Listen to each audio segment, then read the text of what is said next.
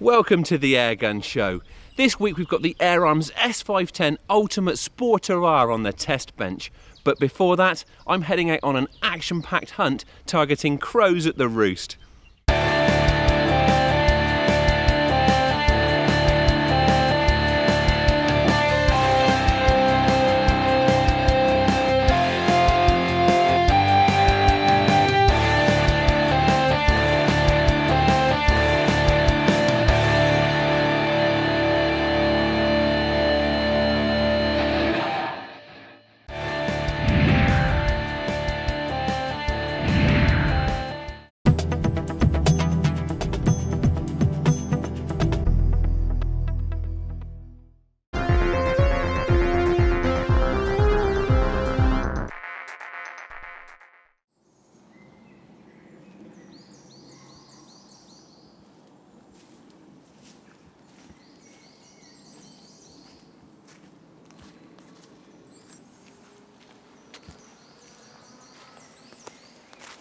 Right, I'm out crow shooting this evening, and I'm going to be targeting the birds at the roost. Now, crows are notoriously wary and don't tend to let you get very close, but they do tend to be a little bit more confident when they're flighting into roost as it's getting dark. So that's the plan for this evening. Now, in terms of choosing a good spot for targeting roosting crows, they tend to favour very tall trees because they feel a lot safer because it gives them a high vantage point with a good view all around. Now, crows do flight into roost a lot later than wood pigeons, so it tends to be, if you head for home as soon as the woodies stop flighting, you could well miss out on the crow roost. But a really clear calling card and a clear sign of their presence is an absolute splattering of white droppings on the woodland floor, and I'm pleased to say that there's plenty around here, so it looks like quite a promising spot. In terms of why we're controlling the crows here, these woods are managed primarily for pheasant shooting.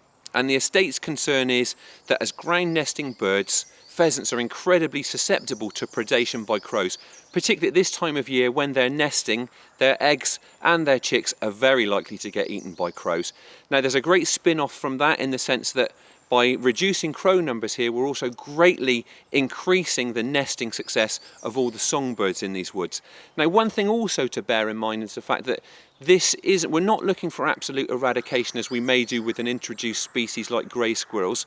It's just managing their numbers. Crows are a native species. They do have a role to play in the woodland ecosystem, so it's more about just keeping their numbers in check. So what I tend to do this time of year, every year, put in a couple of weeks just chipping away at them just to keep them at a sensible level.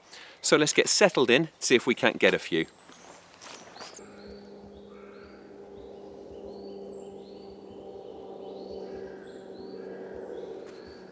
Right, so I've got myself settled in beneath a couple of trees that offer me relatively clear, unobstructed shots. Now, there are a few twigs that I'm going to have to keep an eye on, but that's usually the case with this kind of shooting. I'm going for an ambush. I've got myself sat down nice and stable, and I'm using shooting sticks. I'm using the trigger stick, and that's mostly because I just want extra stability because I'm going to try and shoot scope cam footage tonight. When the light starts to go, I'm having so many branches and things around here, it's going to be very hard for Nikki to know exactly where I'm aiming. So my thinking is that the scope cam is just going to guarantee that we capture those kill shots. I find it very tricky to shoot through the screen, so the trigger stick's just going to give me that extra degree of stability. In terms of the actual hardware for this evening, I've got the trusty Daystate Red Wolf, 22 caliber, and at full power this one's doing over 30 foot-pounds, so it's an FAC rated gun. And that is again because crows are relatively large quarry, but more significantly, shooting in low light, they're also they move about quite a bit when they're flighting into roost. So headshots aren't so easy to achieve. I want to be taking them with upper body, heart and lung shots. And the stopping power of this gun just guarantees that we're going to get those clean kills. The optics, I've got an MTC Mamba light scope. It's the setup I usually have on this gun.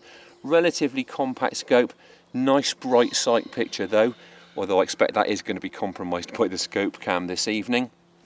And as ever, that's held on with some nice sturdy sports match scope mounts just to keep everything securely in place.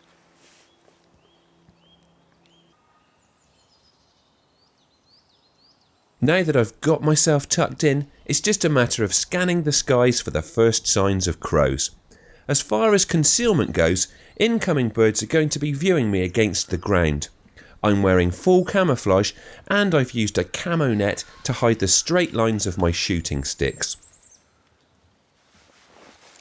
The first chance comes quickly, but it's not a crow and my sticks are in the wrong place to be of use for this shot.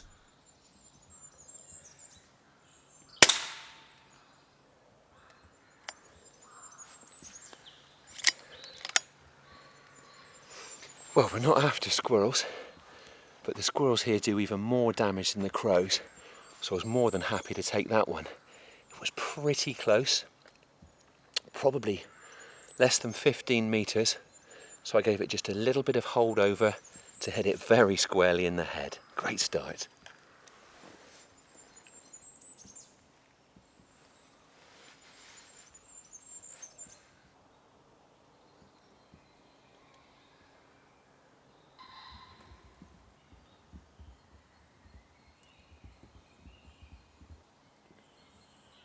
A short wait follows before more action comes. Again, it's not my primary quarry, and events follow a similar course to the previous shot.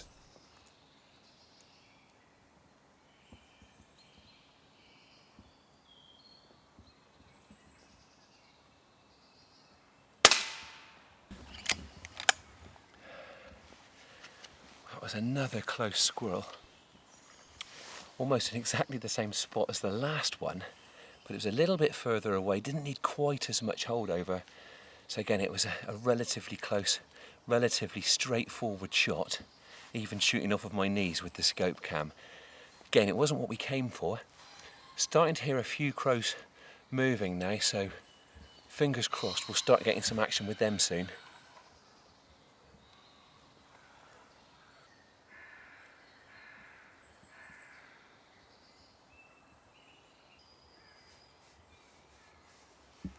Finally, a chance at a crow, but it's only a very brief one.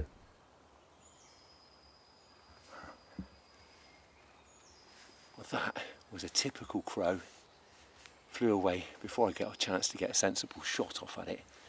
But they do seem to be more active now. They're starting to flight. I think we're going to start getting some more action with them now.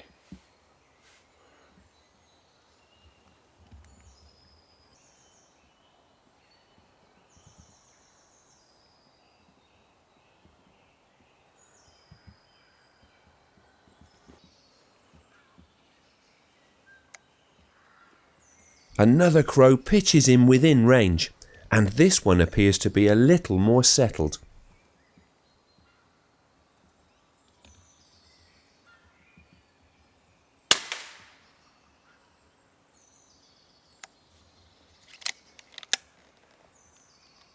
Well, that's what we want. That one dropped like a stone. Now, looking back through the footage, that will probably look like quite a low hit, but if you think about the steep upward angle of this shot, that pellet would have driven right up through the heart and lung area, giving a really clean kill there.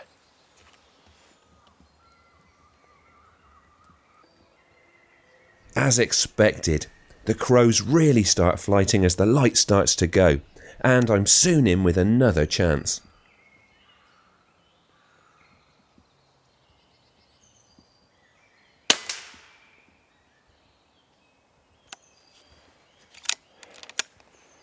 And another one.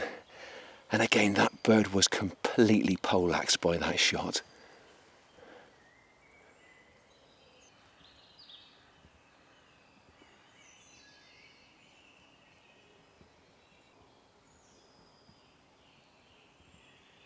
Dusk is really closing in now, but it is worth staying put until the light has completely gone, as the shooting usually improves as night falls on the woods.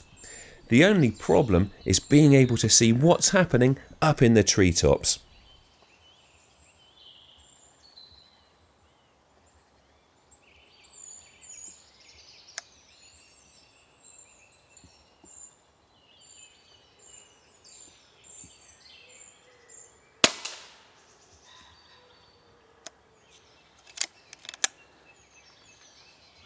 had to be a little bit patient there. There were several birds in, but they were obscured by twigs and branches. But I soon enough got a clear shot, and that's another one bagged.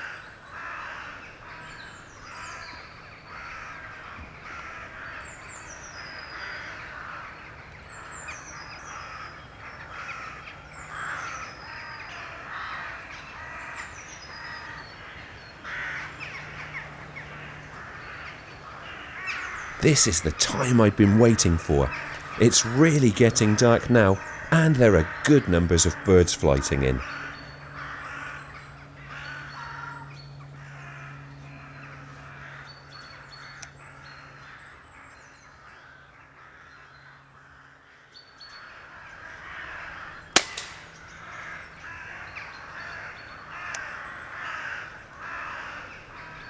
And if only they could all present themselves like that.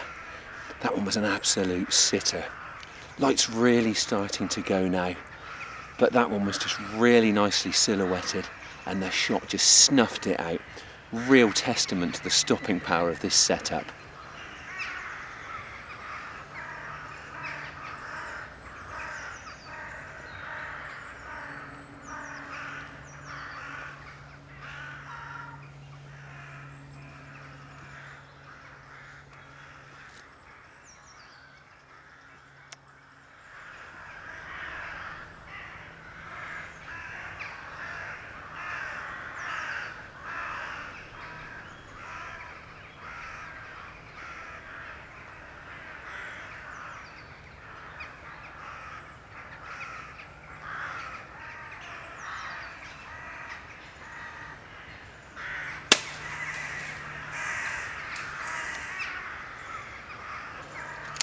I had to be patient again with that one. It was literally clambering about all over the place. It looked like it had something in its beak as well. Anyway, it eventually lingered just about long enough to offer me a shot. Absolutely nailed it. Right, well, the light's really gone now, to the point that we've had to pop a light on to film this last piece to camera. It's too dark to shoot by, and certainly too dark to film by with that artificial light, which is obviously going to scare the crows back away from us. I'm pleased with how it's gone though. We had those couple of squirrels at the outset. I'm always pleased to account for grey squirrels. And eventually a few of those crows, which we really did have our sights set on.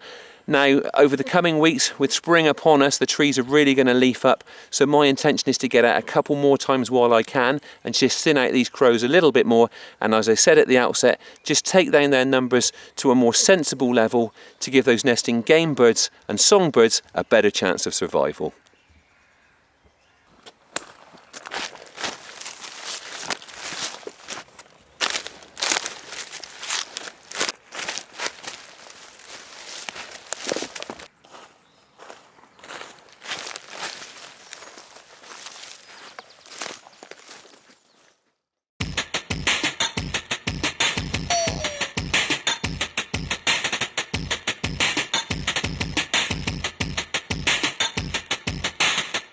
Another brilliant hunting session with the Daystay MTC combo there.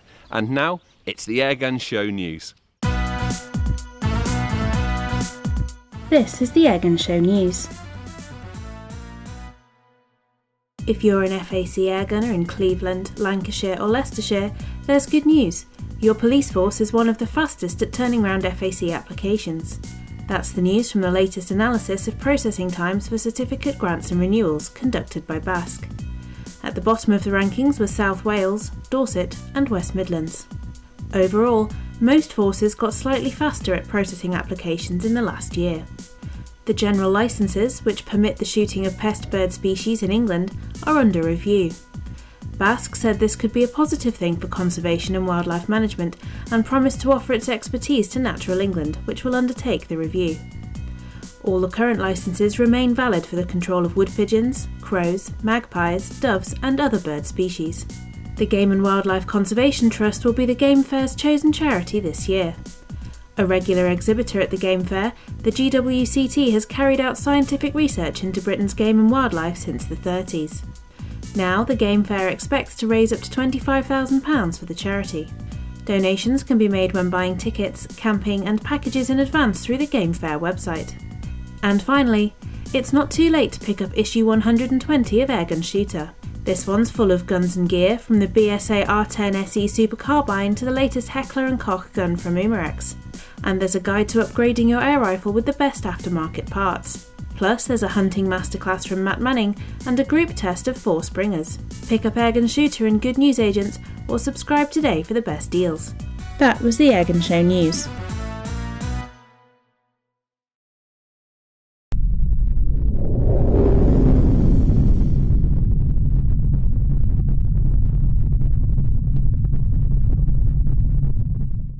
As someone who shoots an Airarms S510 Ultimate Sporter pretty regularly, I would say that trying to improve on this airgun is a very tall order. However, Airarms has done just that with this version. This is the Ultimate Sporter R, which now has a regulator. This is the walnut stock option, which retails for £1,149. That is a significant outlay, but then this is one heck of an airgun. This version of the Ultimate Sporter features the same excellent stock design as the original. As I said, this is the walnut option and it features a neat black soft touch coating on the cheek piece. There's also a laminate version and a more affordable full black soft touch option. It's a fantastic handle, whichever option you go for, and it boasts a lot of adjustment. Although the stock is ambidextrous, there's loads of potential to tweak it to achieve the perfect fit. Loosen off the bolt beneath the cheek piece and it slides up and down so you can adjust its height.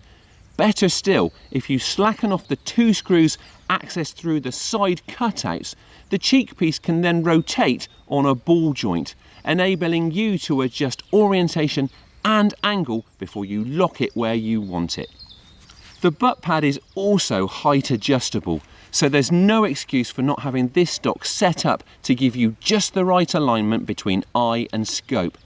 The role that eye alignment and gun fit play in accurate shooting really can't be overstressed, and this stock makes it very simple for you to get your setup dead right.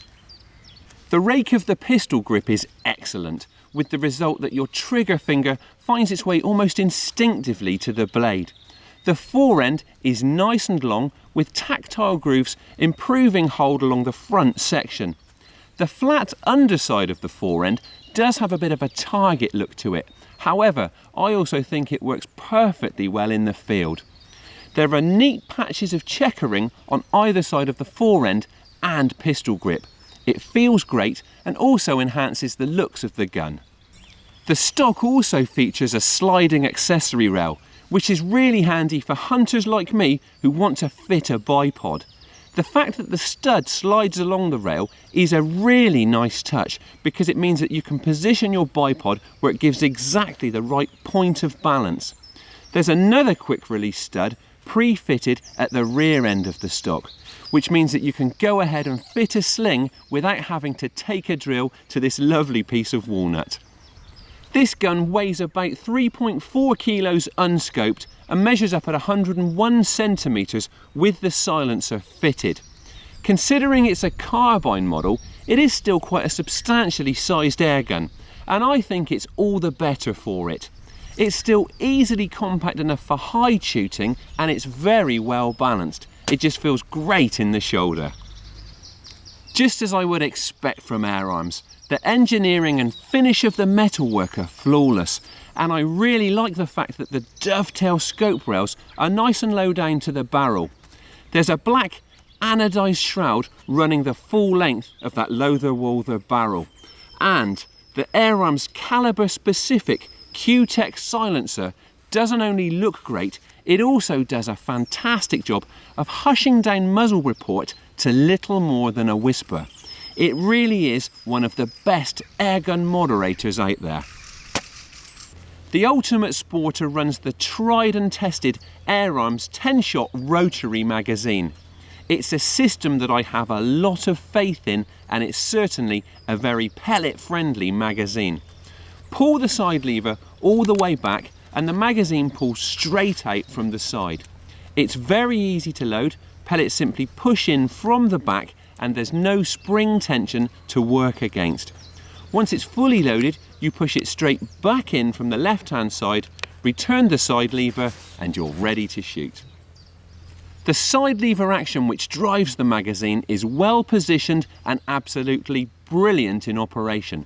It's fast and efficient.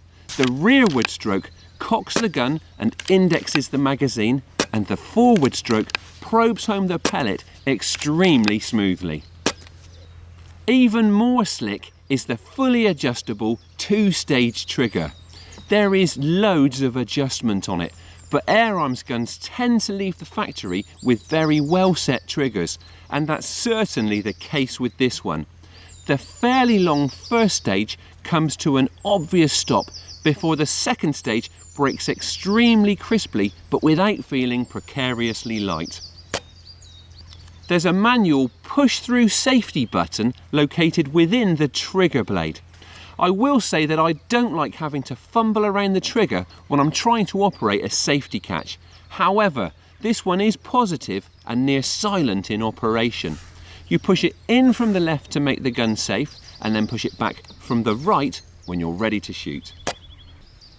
Air filling is fast, simple and clean, thanks to the Air Arms quick fill system, which features an integral dust filter within the inlet valve. Maximum fill pressure is 250 bar, though I must admit that I didn't take it that high. You can easily keep an eye on your air reserves by means of a clear, colour-coded dial that's sunk into the underside of the stock.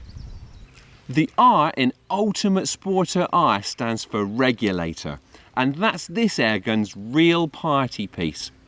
This gun is churning out 11.5 foot-pounds with a shot-to-shot variation of within 4 feet per second over a 10-shot string with pellets taken straight from the tin. And thanks to the regulator, you can expect that sort of consistency right through the charge. It also gives you more shots, taking the tally to more than 90 in 177 and over 120 in 22. I think that's most of the main specifications covered. Let's get on with the important part and see what the Air Arms Ultimate Sporter R shoots like.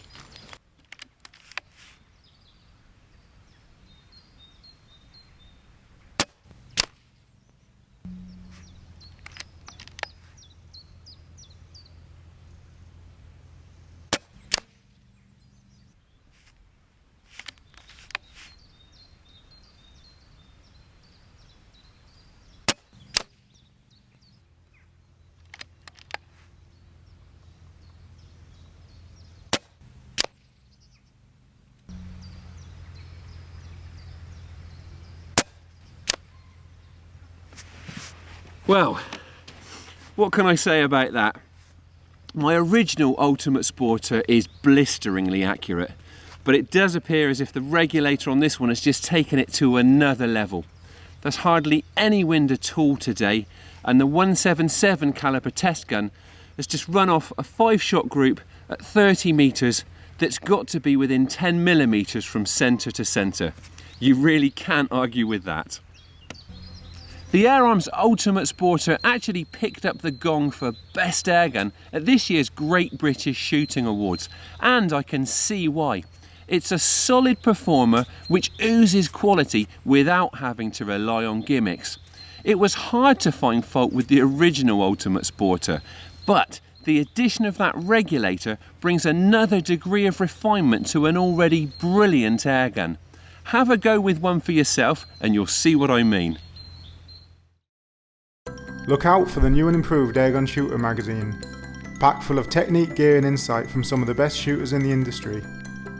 Brand new look and free video content. Pick up your copy today in stores or online. That's all for this week, but we'll be back again in a fortnight. Thank you for watching, and please don't forget to like us on Facebook and follow us on Twitter. And if you aren't already a member of the BASC, have a look at their website and check out the benefits you could be taking advantage of through Airgun membership.